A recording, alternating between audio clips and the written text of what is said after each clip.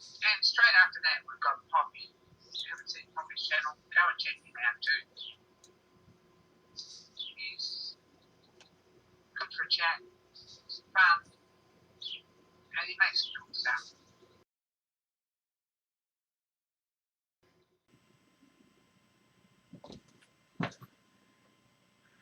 Hey, Poppy here, and this is the first of my hashtag Toolfest 2021 videos. This is not controversial. Might be unknown to some people, but it's not going to be controversial. They're going to be controversial. Come on. See what we have here are some punches. This one here, the silver colored one, is a Craftsman center punch. This is about 1/8 of an inch. This is a little chisel. Okay. Now over here we have 3 dried pin punches. It came in a set of 4 with 2 little center punches. This is the smallest.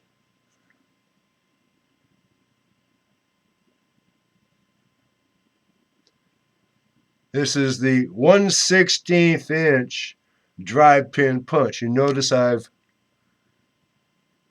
sharpened it. I have converted this into a prick punch. This is a tool I first learned of in junior high school metal shop. It's for center punching thin sheet metal, because thick sheet metal, you don't want to use that. You want to use this. Now, like I told you, these 4 and these 2 came in a set. These 2 center punches, I mean, that approaches getting almost down to that, but it's a center punch and it has the wrong angle. And that one is way too big. This is too big. This is way too big. This, just right.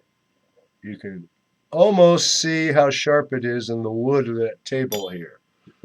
Okay, now, the next time I ran across mention of the prick punch was in high school machine shop, when they're talking about profiling a piece of metal with a shaper. You know, profiling, it's not straight across. Profiling, it goes, yeah. These were used on your profile line, like every 1/2 inch on straight parts. And of course, every corner gets prick punched. But the curves, the bigger the curve, the bigger the distance between prick punch marks. But the smaller the curve, the closer. Now, the reason for prick punching your profile line on a part you're machining with a shaper or a planer or even a milling machine is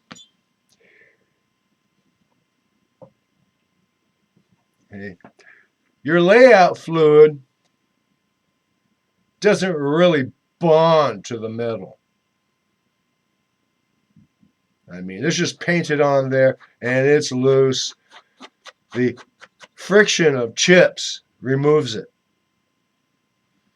Watch other people's videos. You'll see stuff where they've use Dicam, and they've laid it out and all that. The first thing the chips do is start removing it. So that's why people center punch. That's why people center punch the centers of holes.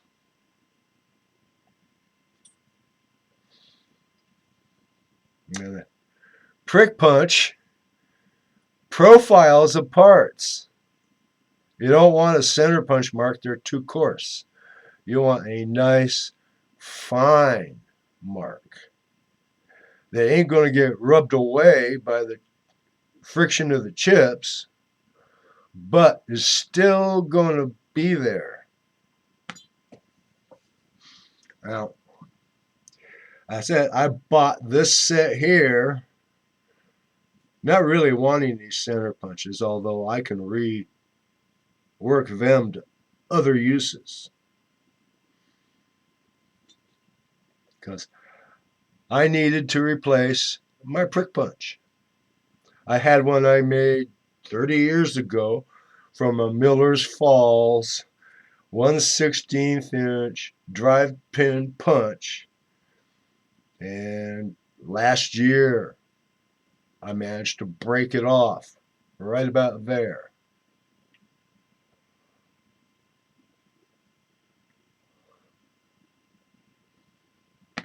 Well,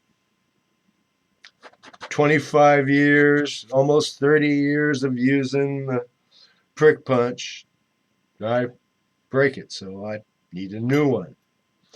Now, I recommend the prick punch for you if you're working in sheet metal or if you're making small parts.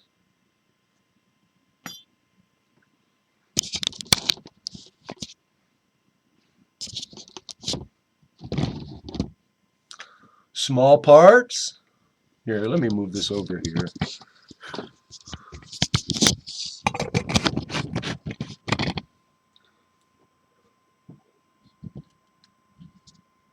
Small parts, you say, Poppy? Yeah. Let's say you're building a model steam engine. Right? That's a common size for model steam engine. Do you want to use this? It's a bit coarse. This one. Or what if you're making a pillow block style mantle clock from pieces of brass and silver steel rods for the shafts? And of course, the screws, well, you may not be making them yourself. You can buy orological screws much quicker than you can make them. And unless you have all the taps and dies, watchmaker size taps and dies, it's cheaper to order your nuts, bolts, and screws, right? But those clock plates, the wheels, arms, you're getting into some pretty small parts. You want small punch marks. Okay. One moment. Let me get these out of the way.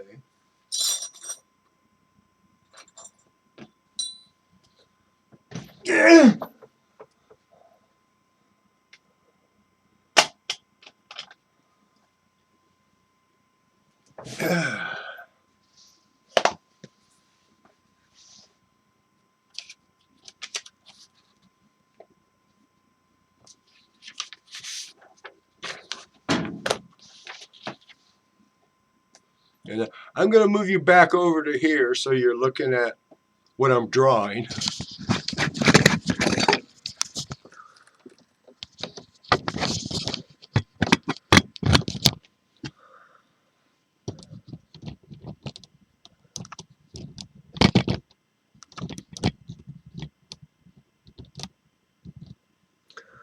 Zoom you in a little bit.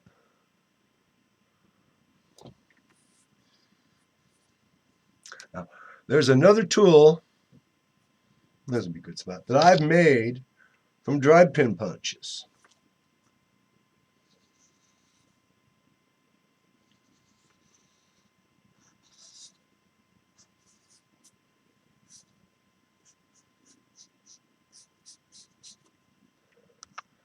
Here's your handle. Here's the shaft of your drive pin punch. What I did,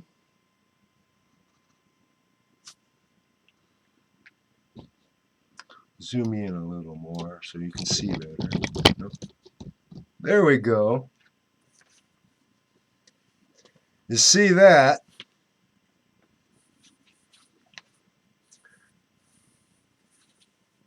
This represents the handle of the punch. This is the shank. This is a 30-degree included angle.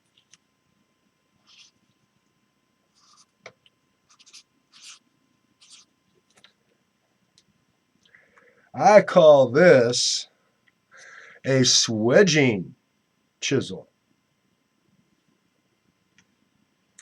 It's not a drill drift chisel, which is really old technology from before center drills, when a machinist would lay out the hole location, find the center, and then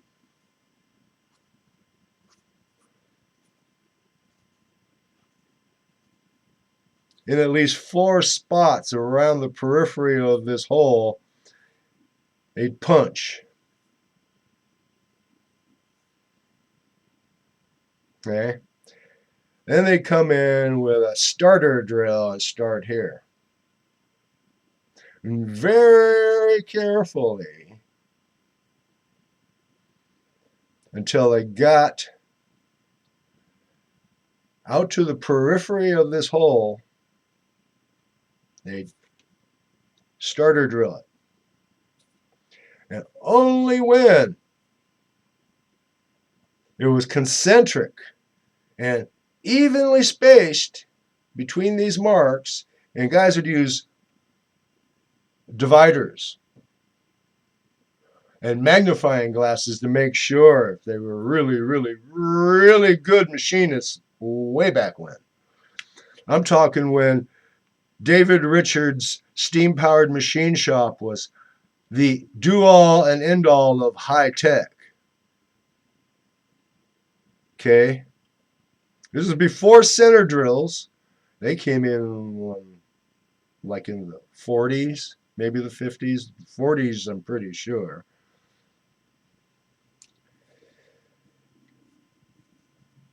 Cast iron is a weird material. It gets hard spots. It'll push a drill off center. So I had this chisel called a drill drift chisel. And if you're going to cut off center,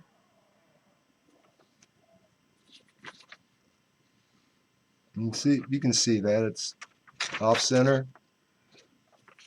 They'd come over here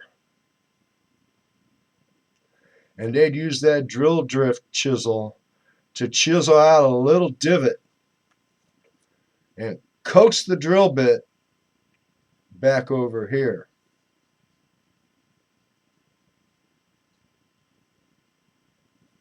Okay.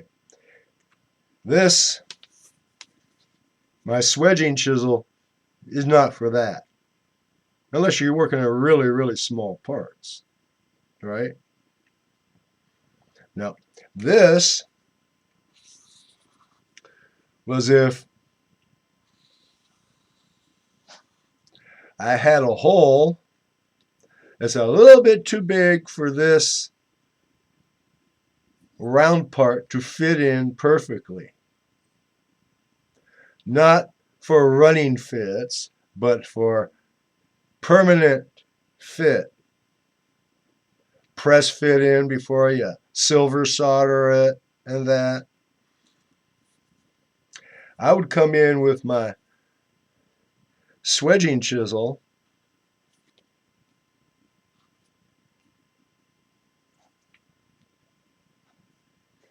and push these sections of wall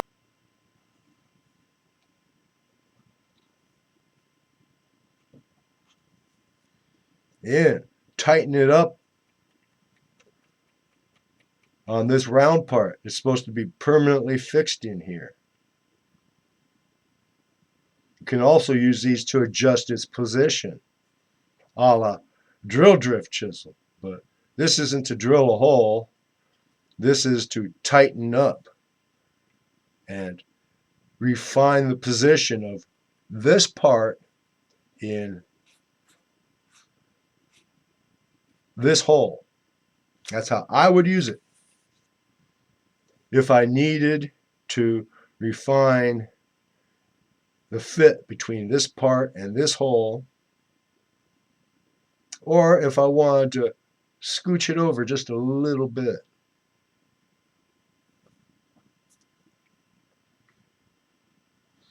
Yeah.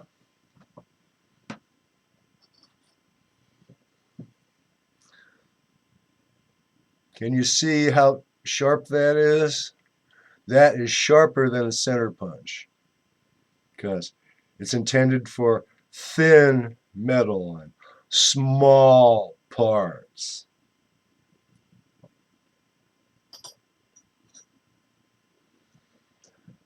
Imagine punching 20 gauge sheet metal, the small part of 20 gauge sheet metal of this. You get my point? That's a pun, son. You're supposed to be laughing now. Get the point? Okay. This ends hashtag Toolfest 2021 #1. The non-controversial video.